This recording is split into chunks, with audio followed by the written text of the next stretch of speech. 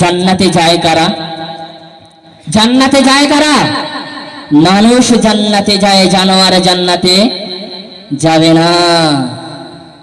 মানুষ জান্নাতে যায়, জানোয়ার জান্নাতে যাবে না।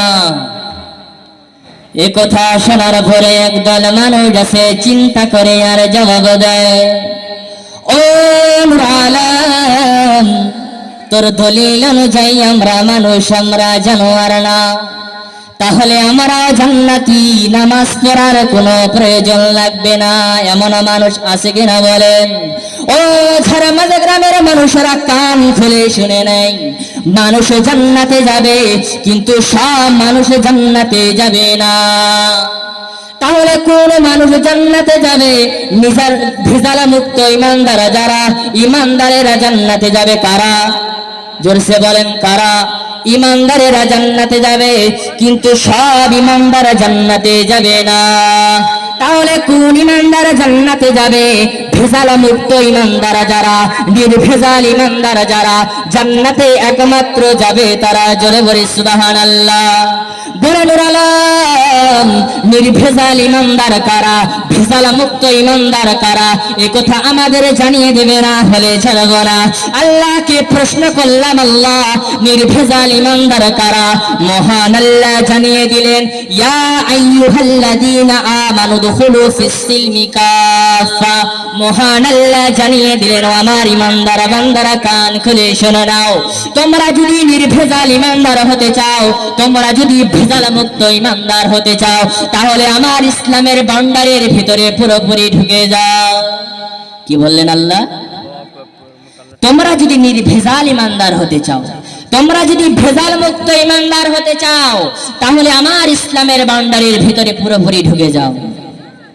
আর এই আয়াতে জানিয়ে দিলেন, ইয়া আইয়ুহাল্লাযীনা আমানুত্তাকুল্লাহ হাক্কা তুকাতিহি ওয়া লা তামুতুন্না ইল্লা ওয়া আনতুম মুসলিমুন। মহান আল্লাহ জানিয়ে দিলেন, আমার ইমানদার বান্দা, আমি আল্লাহকে ভয় করো। কাকে ভয় করতে বলছেন? আওয়াজ নেই, জোরসে বলেন, কাকে ভয় করতে বলছেন? আমি আল্লাহকে ভয় করো।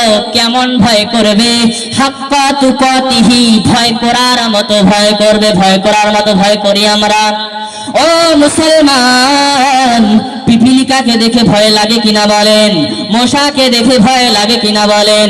বিড়ালকে দেখে ভয় লাগে কিনা বলেন? কুকুরকে দেখে ভয় লাগে কিনা বলেন? ও মুসলমানেরা, বাঘকে দেখে ভয় লাগে কিনা বলেন? বিড়ালের ভয়ের চেয়ে, কুকুরের ভয়ের চেয়ে বাঘের ভয়টা একটু বেশি লাগে কিনা বলেন? তারপরে এলাকার ভিতরে বড় টাকাওয়ালা, বড় বাড়িওয়ালা মানুষকে দেখে ভয় লাগে কিনা বলেন? পুলিশকে দেখে ভয় লাগে কিনা বলেন? সিএম কে দেখে ভয় লাগে কিনা বলেন?